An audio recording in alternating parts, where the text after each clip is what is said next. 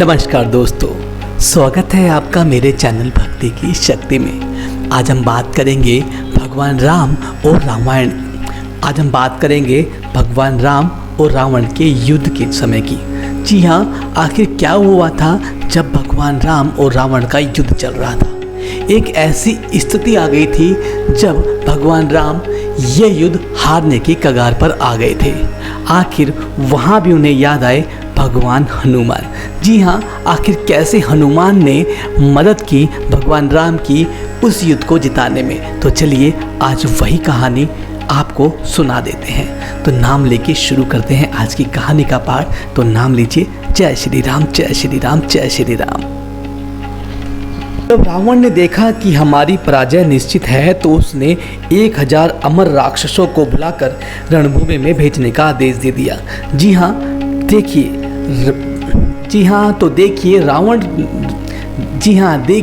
जब रावण को पता चला कि वो युद्ध हारने की कगार पर आ चुका है तो उसने क्या रणनीति अपनाई।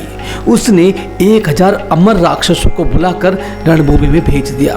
विभीषण के गुप्तचरों से समाचार मिलने पर श्री राम को चिंता हुई कि हम लोग इनसे कब तक लड़ेंगे।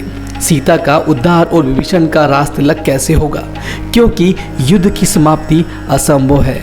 जी हाँ, युद्ध की समाप्ति तो असंभव होगी ही, क्योंकि 1000 अमर राक्षसों से लड़ा तो जा सकता है, लेकिन जीतेंगे कैसे, क्योंकि वो तो कभी मरेंगे ही नहीं। श्री राम की इस स्थिति से वानर वाहिनी के साथ कपि राजा सुग्रीव भी विचलित हो गए कि अब होगा क्या। हम अनंत काल तक युद्ध तो कर सकते हैं पर विजय श्री का वरण नहीं, पूर्वक तो दोनों कार्य असंभव है। अंजना नंदन हनुमान जी आकर वानर वाहिनी के साथ श्री राम को चिंतित देखकर बोले, प्रभु क्या बात है। जी हाँ, इस समय भगवान श्री राम के पास हनुमान जी आ गए थे और जब उन्होंने देखा भगवान श्री राम चिंतित है तो उन्होंने पूछ लिया कि प्रभु क्या बात है।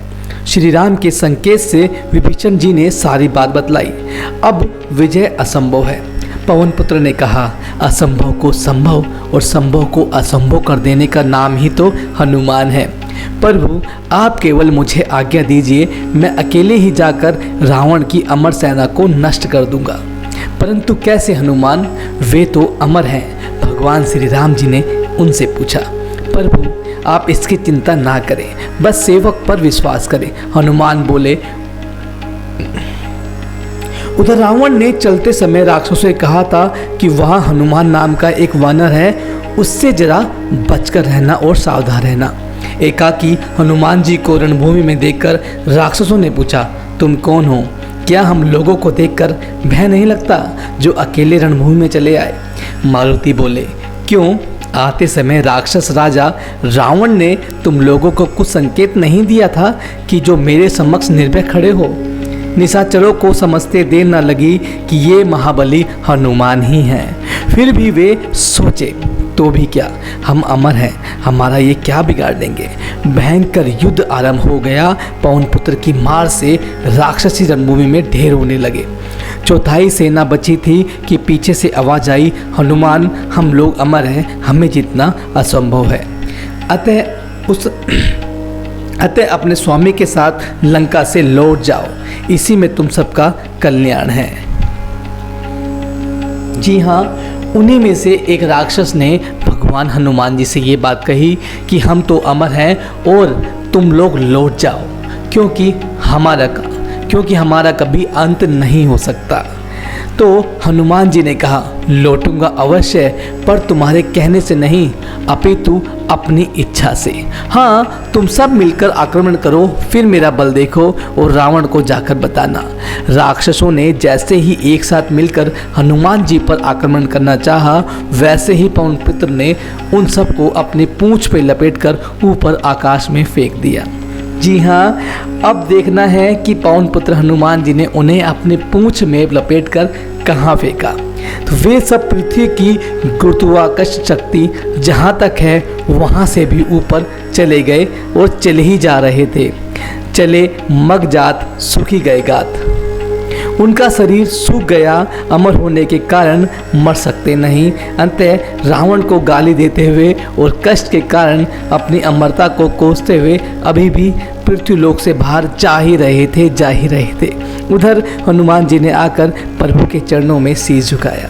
श्री राम बोले, क्या हुआ हनुमान? प्रभु, उन्हें ऊपर भेज के आ रहा हूँ। राघव, पर ये अमर थे हनुमान। हाँ स्वामी, इसलिए उन्हें जीवित ही ऊपर भेजा आया हूँ। अब वे कभी भी नीचे नहीं आ सकते।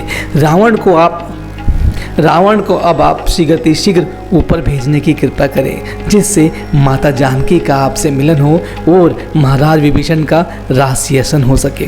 पवन पुत्र को प्रभु ने उठाकर गले से लगा लिया। वे धन्य हो गए अविरल भक्ति का वर पाकर। श्री राम उनके ऋणी बन गए और बोले, हनुमान जी, आपने जो उपकार किया है वह मेरे अंग अंग में जीर्ण शीर्ण हो जाए। मैं उसका बदला नहीं चुका सकता, क्योंकि उपकार का बदला विपत्ति काल में ही चुकाया जाता है। पुत्र, तुम पर कभी कोई विपत्ति न आए, यह सुनकर निहाल हो गए भगवान हनुमान जी की वीरता के समान संस्कार काल देवराज इंद्र, महाराज कुबेर तथा भगवान विष्णु की भी वीरता नहीं सुनी गई, ऐसा कथन श्री राम का है। तो दोस्तों, ये थी भगवान राम और हनुमान जी की कहानी।